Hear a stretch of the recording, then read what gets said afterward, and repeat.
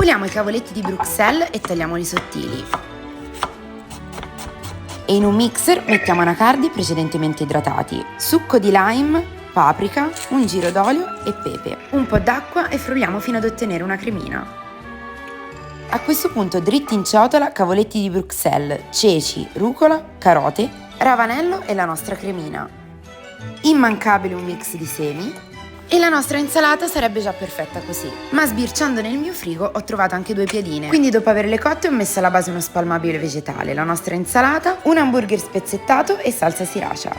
L'ho chiuso con l'aiuto di uno stuzzicadenti e il nostro pranzo svuota frigo è servito. Wow.